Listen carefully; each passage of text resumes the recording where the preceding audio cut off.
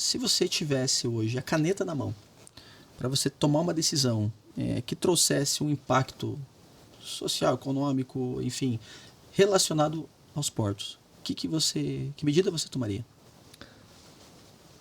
Uma pergunta complexa, né? Mas assim, pensando rapidamente, se eu pudesse alterar alguma coisa que faz sentido hoje para nós, eu enquanto diretor jurídico de uma autoridade portuária pública, eu simplificaria o procedimento licitatório de arrendamento. Por quê? Porque é só através dele que as autoridades portuárias vão conseguir realizar obras de infraestrutura portuária e possibilitar que o porto atenda o interesse do operador portuário, do agronegócio, das pessoas que utilizam o porto. Lembrando a representatividade que o porto tem para a economia do país. O interesse público. Exatamente. Então, é só através de você firmar contrato de arrendamento que a iniciativa privada vai fazer investimentos dentro do porto público, aumentando a capacidade desse porto em movimentar carga. Carga tem, mas nós não temos ainda a infraestrutura necessária para movimentar toda essa carga. E não é razoável você demorar 30, 36, 40 meses para fazer uma licitação de uma área portuária dentro de um porto público.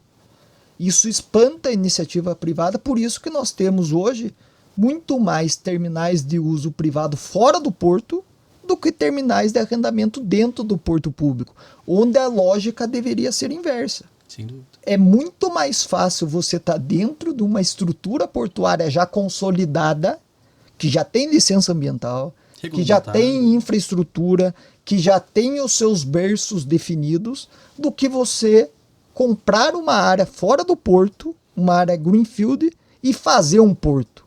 E o que a gente vê é que a lógica está sendo invertida. As empresas estão querendo construir tupes, porque dentro do porto o processo é burocrático, é caro, é longo, você não consegue flexibilidade num contrato de arrendamento, você vai querer fazer um investimento que não tem previsão no contrato, você não consegue, o porto nega, a agência reguladora nega, o teu concorrente denuncia no Tribunal de Contas, a lógica tem que ser outra. As áreas dentro do porto público, a gente poderia fazer uma oferta pública para o mercado, como acontece nos portos da Europa. Porto de Valência, por exemplo, a iniciativa privada procura a autoridade portuária, identifica uma área dentro do porto e faz uma proposta, que ela é pública. A gente monta um edital em cima da proposta, publica por 30 dias, faz um chamamento público. Se alguém tiver mais algum interesse, participe.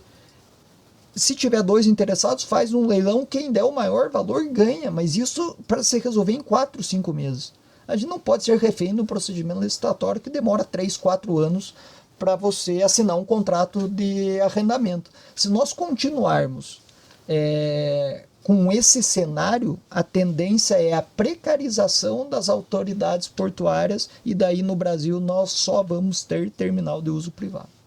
E nesse sentido também dá para pensar que como que você vai fazer um projeto para você participar dessa licitação, vai levar 3, 4 anos aí, investimento, retorno, não faz sentido. E a realidade muda quando você faz a modelagem em 2020 para assinar um contrato em 24, essa modelagem não faz mais sentido em 24. E daí você revisitar ela não pode, porque já foi publicado o edital, o contrato já está publicado, você não tem essa flexibilidade. Então o porto é muito dinâmico, o arrendamento não pode ficar estagnado.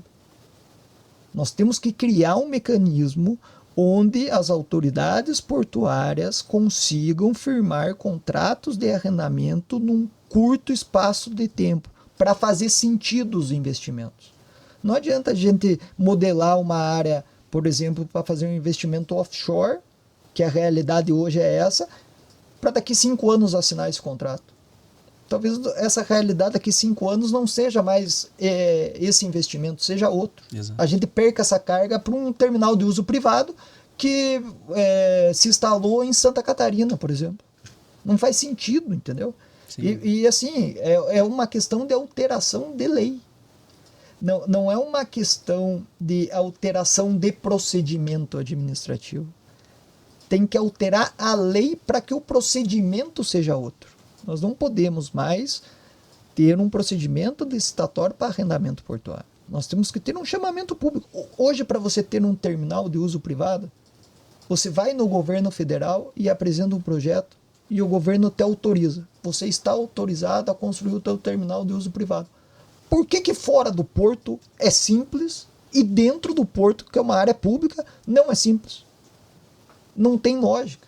Nós temos que criar um sistema, um procedimento que seja, no mínimo, parecido com o que é feito com o terminal de uso privado, para as áreas do porto. Porque já tem licença ambiental, já tem estrutura operacional, então faz sentido você inserir a iniciativa privada dentro do porto público.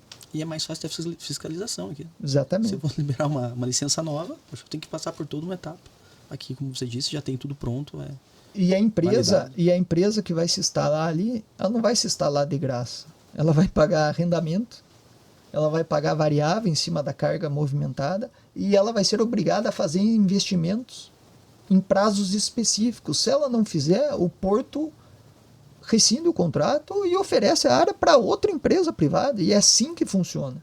Agora, não podemos demorar tanto tempo para licitar a área. E esse ponto me chama atenção porque a todo momento que a gente senta numa mesa para falar sobre, aqui voltando um pouco para uma área que eu falo muito, que é o agro, o nosso problema está em logística, espaço para exportar, importar e tudo mais, e nós temos talvez aqui uma ferramenta simples que poderia dar um resultado imediato, para não dizer outra coisa.